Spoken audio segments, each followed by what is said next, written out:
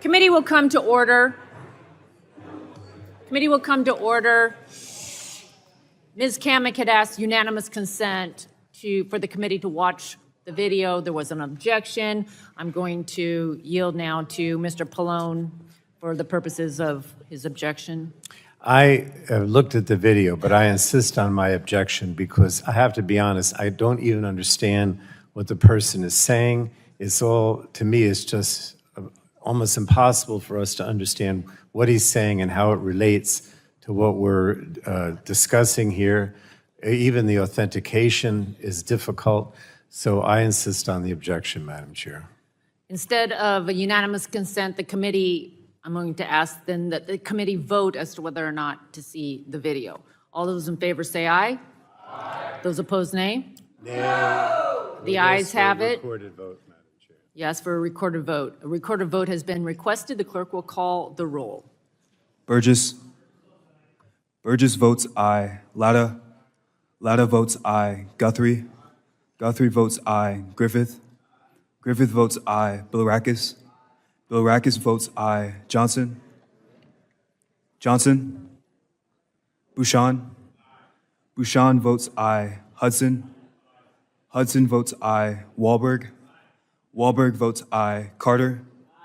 Carter votes aye. Duncan. Duncan votes aye. Palmer.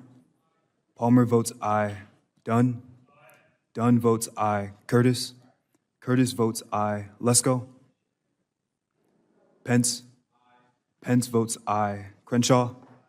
Crenshaw votes aye. Joyce. Armstrong. Armstrong votes aye. Weber. Weber votes aye. Allen. Allen votes aye. Balderson. Balderson votes aye. Fulcher. Fulcher votes aye. Pfluger. Pfluger votes aye. Harshbarger. Harshbarger votes aye. Miller-Meeks. Cammack. Cammack votes aye. Obernolte. Obernolte votes aye. Pallone. Pallone votes no. Eshu. Eshu votes no. DeGette. DeGette votes no. Schakowsky. Matsui. Matsui votes no. Castor. Castor votes no. Sarbanes. Sarbanes votes no. Tonko. No. Tonko votes no. Clark. Cardenas. Cardenas votes no. Ruiz. Ruiz votes no. Peters. Dingle. Dingle votes no. Veazey. Custer. Custer votes no. Kelly. Kelly votes no. Barragan. Blount Rochester. Blount Rochester votes no. Soto. Soto votes no. Craig. Craig votes no. Schreier. Schreier votes no. Trahan. Trahan votes no. Fletcher. Fletcher votes no. Chair Rogers. Chair Rogers votes aye. Then recorded. Mr. Johnson is not recorded. Johnson votes aye.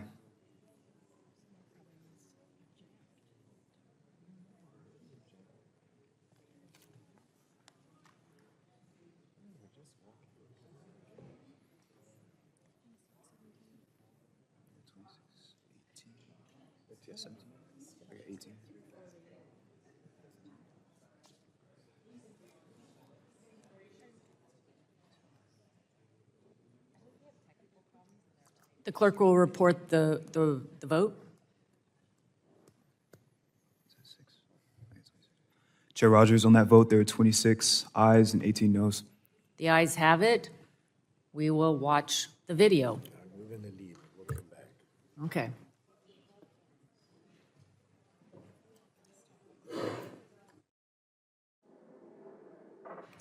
So 80% or so of my practice is gender affirming surgery. So I do facial, chest surgery, and genital surgery.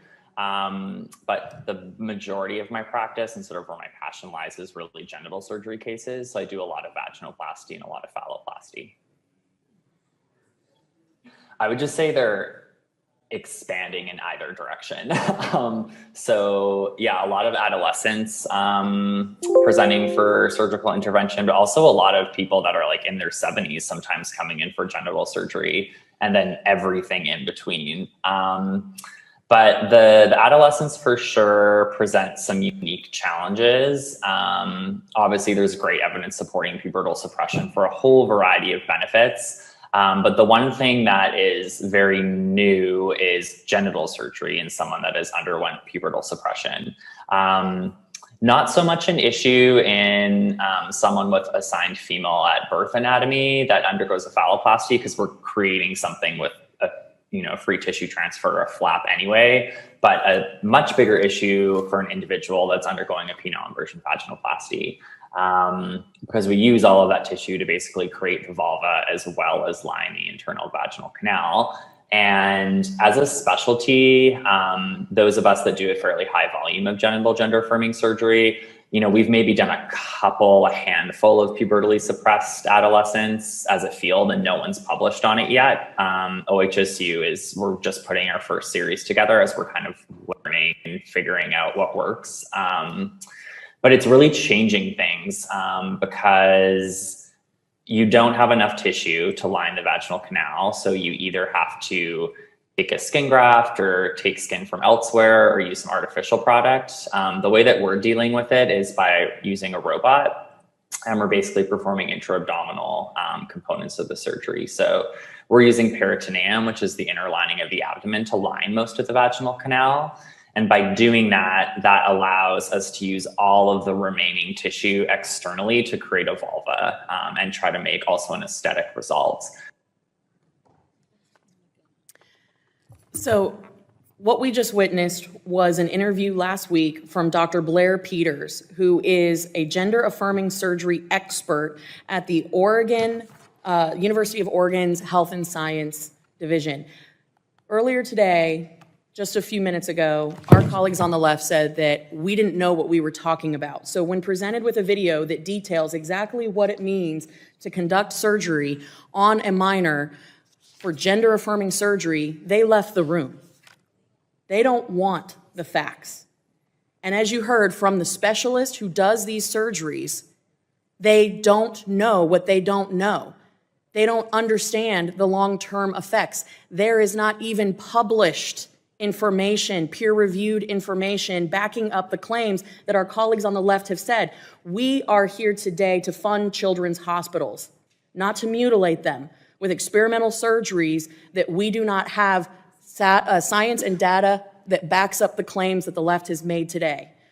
So I stand with my colleagues in funding these children's hospitals, but I also am very disappointed in my colleagues on the left who opted to leave the room in protest and refuse to watch a video from an expert on their own side.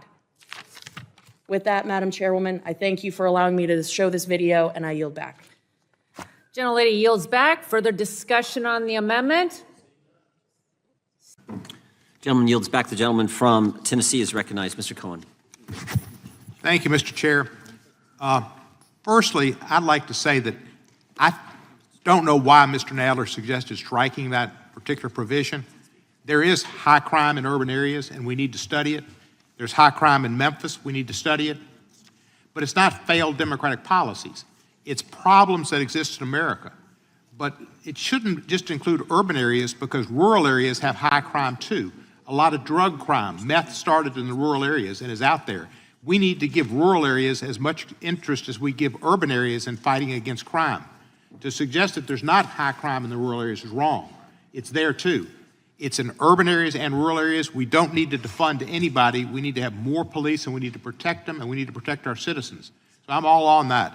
Mr. Chair, if you would yield for a minute, this section, I've been concerned about the weaponization of the federal government's program. And, I think it's pretty clear that the federal government Justice Department was weaponized during the previous administration. Michael Cohen went to jail for doing what Donald Trump asked him to do. Donald Trump was called Individual 1. He didn't go to jail. He didn't even go to jail when the administration changed and Merrick Garland came in. They let the statute of limitations run, why I don't know. We had a Merrick Garland before this committee, and I questioned him at length. Why don't you go against individual number one who ordered Mr. Cohen to do what he did? But when Mr. Cohen was in jail, the administration decided to put him in lockup. They put him back in jail when he was out because he was going to publish a book, and they wanted him not to speak and abridge his First Amendment rights. And then they put him in solitary confinement, and they did everything they could through the Justice Department. It's come out. It was the Justice Department that did that. Could we go, Mr. Chair, back into those issues and look at the weaponization that occurred during the Trump era, particularly that Michael Cohen incident? That's the one that galls me. A guy went to jail because he worked for Donald Trump, and he did what Donald Trump told him to do, to cover up the payments to Stormy Daniels that have all kind of other ramifications. Can we go back into that and these rules? What I remember about Michael Cohen is the first big hearing that the House Oversight Committee had was with Michael Cohen in early 2019, I believe. And Michael Cohen lied 7 times under oath in front of the House Oversight Committee. We actually did a referral letter to the Justice Department. So that's what I remember about Michael Cohen and his testimony in front of the United States Congress. But you do remember he went to jail. You do remember that, too. That he went out and they put him back in when he was going to publish a book because they wanted him to not comment on it. And you do remember that when they put him back in jail, they put him in solitary confinement. I don't recall the details about Well, that. then that's what I why do recall is what he said in front of Congress, and he said all kinds of things that weren't accurate. But Mr. Jordan, that's why I ask, should we not be able to study that because you don't know it? I know it. It's clearly out there in the public sector. I've read it so many places, and it's been shown that the federal government and Barr did it. Shouldn't we study that? That's weaponization. What I would say to the gentleman from Tennessee is what concerns me about the Democrats' amendment is in part 2, the very first big paragraph on the United States Department of Justice. They say that we shouldn't look into the targeting of parents. We know that happened. We know that happened. They said we shouldn't look at abuse of the Foreign Intelligence Surveillance Act. We know that happened not because we learned that necessarily, but the Inspector General told us that happened, and now we have to reauthorize Section 702. That seems to be something entirely appropriate for our oversight. Mr. Chairman, this is my time. I'm going to reclaim it because. But you asked me a question. That's how I would just respond. But you're not. That's not the answer. The answer is about. Well, you may not like. That's my answer. You may not like it, but I'm allowed to give the answer I question want to was, give. can we go back to what Trump did to weaponize the Justice Department? I don't know about parents. I'm all for parents, but that's not the issue. The issue is the weaponization of the Justice Department that happened under Trump like never before in our country's history. I was talking about the weaponization of the Justice I Department. yield to talked Mr. about Schiff.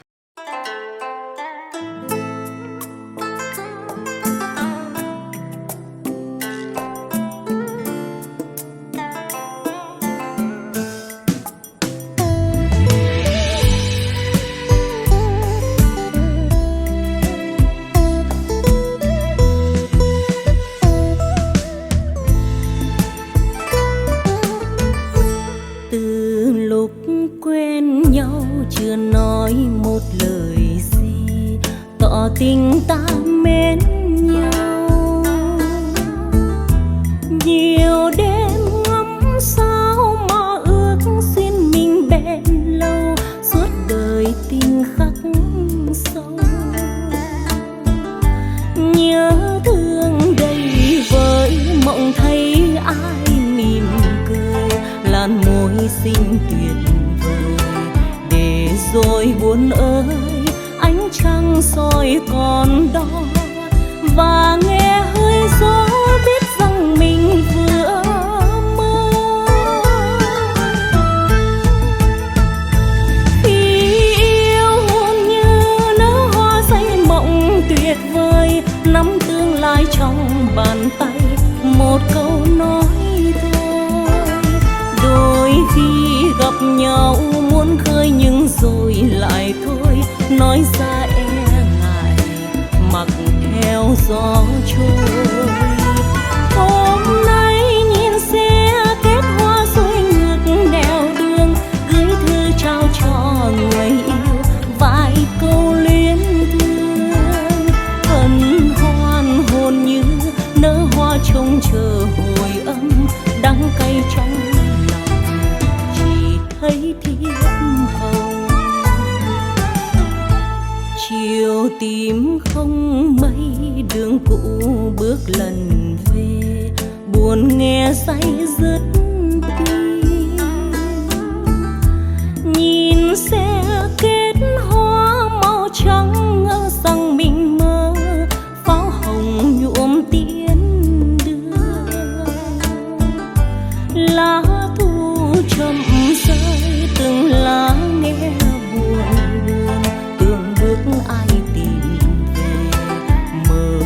rộng vòng tay đón anh nhưng nào thấy sầu dâng lên tim biết bao giờ cho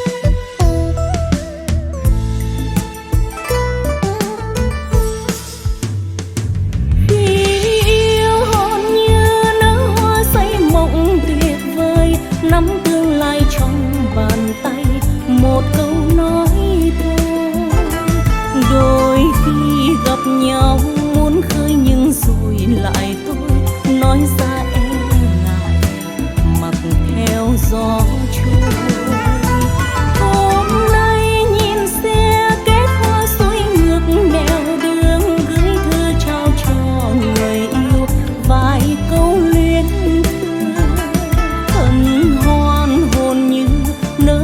trông chờ hồi âm đắng cay trong lòng chỉ thấy thiệp hồng chiều tím không mây đường cũ bước lần huê buồn nghe say dứt tim nhìn xe kết hoa màu trắng ngỡ rằng mình mơ pháo hồng nhuộm tiễn lá thu chậm rơi từng lá nghe buồn buồn từng bước ai tìm về mở rộng vòng tay đón anh nhưng nào thấy sầu dâng